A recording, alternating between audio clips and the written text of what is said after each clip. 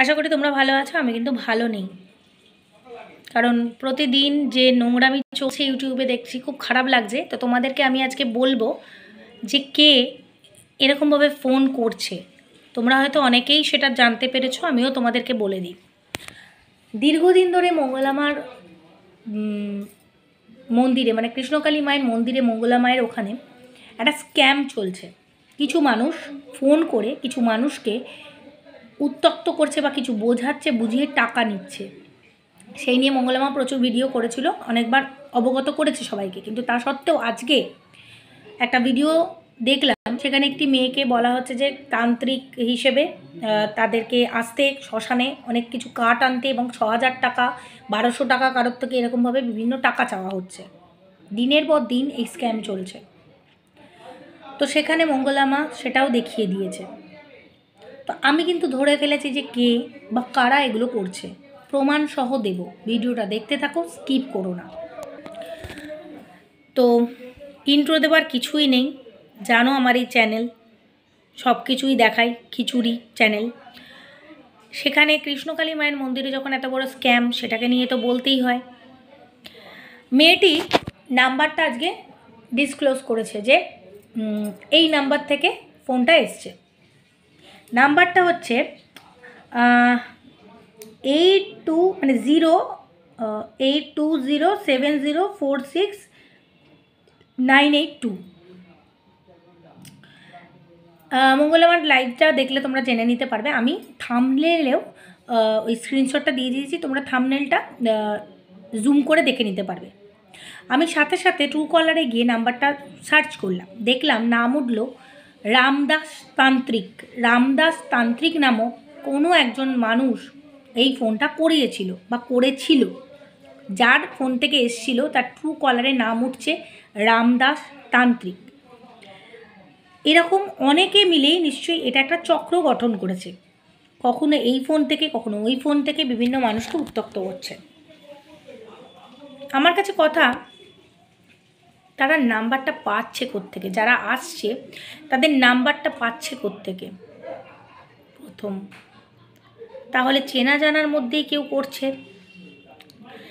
দ্বিতীয়ত, মঙ্গলামা যদি, তোমরা বলতে পারো মঙ্গলামায় নিজেই করাচ্ছে ওর এগেনস্ট পার্টিদেরকে ফাঁসানোর জন্য। না, তাহলে মঙ্গলামা ওই নাম্বারটা বলতো না।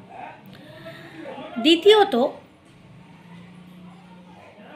এটা মনে হয় এমন একটা চক্রের কাজ যারা শুধুমাত্র টাকা হরপের জন্য এগুলো করছে এবং জোগাড় করছে নাম্বার, জোগাড় করে মানুষকে মোল্ড করে তাদের থেকে টাকা পয়সা যদি কিছু হরপ করা যায়। তৃতীয়ত, যে ষড়যন্ত্রকারীরা সারাক্ষণ তান্ত্রিক, ব্ল্যাক ম্যাজিক এইসব কথা বলে, তারাও করাতে পারে। কিছু মানুষ ভিডিও করে, তার মধ্যে যারা আছে তারাও করতে পারে, মানে এগেনস্টে করাতে পারে কাউকে দিয়ে। কিন্তু সেটা তো বলা যায় না কাউকে এরকম সন্দেহ করে। তো আমি মঙ্গলামাকে রিকোয়েস্ট করব, আপনি থানায় যান এই নাম্বারটা নিয়ে। কান টানলে মাথা আসে। আপনি কিন্তু এইভাবে ভিডিও করে বা লাইভ করে সবাইকে বোঝালে এই স্ক্যাম দিন দিন বেড়ে যাবে। আপনি যখন নাম্বারটা পেয়ে গেছেন, রেকর্ডিং পেয়ে গেছেন, মেয়েটা শোনাচ্ছে রেকর্ডিং, তোমরা সবাই মঙ্গলামার ভিডিওটা দেখবে, আজকে লাইভটা দেখতে পাবে যে কীভাবে তাকে মোল্ড করছে। এবং রামদাস তান্ত্রিকের যে ছবিটা, সেখানে একটা ইয়াং ছেলের ছবি, পেছনে একটা ঠাকুরের ছবি, মা কালীরই ছবি মোস্ট প্রবাবলি। আমি থাম্বনেলে দিয়ে দিয়েছি, দেখে নেবে। কিন্তু এরকমভাবে যদি চলতে থাকে, আপনি কিছু দূর লাইভ করে এই স্ক্যাম আটকাতে পারবেন? মঙ্গলামাকে আমি বলি, আপনি থানায় যাচ্ছেন না কেন? আর যদি যান, অবশ্যই সেটা আমাদেরকে জানান, এবং থানায় গিয়ে সাইবার ক্রাইমে রিপোর্ট করুন। ওরা যেভাবে বলবে আপনি সেইভাবে চলুন। লোকাল থানায় কমপ্লেন করলে ওরাই সাইবার ক্রাইমের সব প্রসেস বলে দেবে। সাইবার ক্রাইমে কীভাবে সেই রিপোর্ট জমা দিতে হয় ওরাই করে দেবে। ওদের সাইবার ডিপার্টমেন্ট থাকে তো থানায়, লোকাল থানাতেই থাকে, অথবা আপনাদের বর্ধমানের সাইবার যেখানে যাবার ওরাই দিয়ে দেবে জমা। আমাদের তো এখানে তাই করে, লোকাল থানায় যেতে হয়, ওরাই প্রসেস বলে দেয়। তো আপনি কিন্তু ইমিডিয়েট লোকাল থানায় যান। মঙ্গলামাকে আমি বলছি, বারবার মঙ্গলামাকে বলছি, আপনি লোকাল থানায় যান, এই নাম্বারটা নিয়ে যান, রেকর্ডিংটা দিন যে এইভাবে প্রতিদিন আমার মন্দিরে স্ক্যাম করা শুরু করেছে, মানুষকে উত্ত্যক্ত করছে, ভক্তদের উত্ত্যক্ত করছে, আমার নাম করে টাকা নিচ্ছে। তার মধ্যেই একটি নাম্বার আমি পেয়েছি। তারপরে দেখুন পুলিশ কী স্টেপ নেয়। যদি পুলিশ স্টেপ না নেয়, আপনি লালবাজারে যান, গিয়ে এটাকে বন্ধ করুন। হাত জোর করে রিকোয়েস্ট করছি, আপনি এটাকে বন্ধ করুন। শুধু ভিডিও করে, লাইভ করে কিন্তু এগুলো বন্ধ করা যায় না। স্ক্যাম বন্ধ করতে গেলে মঙ্গলা আমাকে কিন্তু থানায় যেতে হবে। আপনাদের কি মতামত অবশ্যই জানাবেন। যেখানে আমি নাম্বার পেয়ে যাচ্ছি, যেখানে আমি রেকর্ডিং পেয়ে যাচ্ছি, আমি কেন যাব না? কারণ এই চক্রান্ত চলতে থাকলে কে কোথা থেকে কোন ভক্তকে, সরল সাদা ভক্ত, তাদের থেকে হয়তো অনেক বয়স্ক মা বাবারাও আছেন, তারা ভক্ত হিসেবে ফোন ধরবে, মঙ্গলামার নাম করে পয়সা নিয়ে নেবে, তখন তো মুশকিল হয়ে যাবে। তখন তো আপনাকেই লোকে বাজে কথা বলবে যে আপনি থানায় যাননি কেন এই খবরটা পাওয়ার পরে। আর একটা কথা জানবেন, নাম্বার পাওয়ার পর থানা থেকে ঠিক বার করে ফেলবে। আর কান টানলে মাথা আসে, এই রামদাস তান্ত্রিককে ফোন করলেই কিন্তু কান টানলে মাথা চলে আসবে যে কারা এটা করাচ্ছে। তখন কাউকে আর কিছু ভাবতে হবে না, ঠিক বেরিয়ে যাবে যে আদপেও এই রামদাস তান্ত্রিক যে ট্রুকলারে উঠছে নাম্বারটা, এ নিজে করছে নাকি এর পেছনে আরও কতগুলো তান্ত্রিকের কাজ আছে। তো আপনি দয়া করে থানায় যান। দীর্ঘদিন ধরে এগুলো যদি একটা মন্দিরে চলতে থাকে, এটা মোটেই বাঞ্ছনীয় নয়। ভক্তদেরকে এইভাবে লুট করতে থাকলে প্রচুর ভক্তের ক্ষতি হয়ে যাবে, কৃষ্ণকালী মায়ের মন্দিরের নাম খারাপ হবে। আর কিছু ষড়যন্ত্রকারী তো এটাই চাইছে যে আপনার নাম খারাপ হোক, আপনার নাম খারাপ হোক, এটাই চাইছে। তো আপনি কেন এটা করছেন না? বা করলে আমাদের জানান, হয়তো করেছেন, সেটা দয়া করে ভিডিওয়ে জানান। একদিন হয়, দুদিন হয়, ঠিক আছে, কিন্তু এটা যখন শুরু হয়ে গেছে দেখছি, আজকেও এটা হচ্ছে, জিনিসটা কিন্তু ভালো দিকে যাচ্ছে না।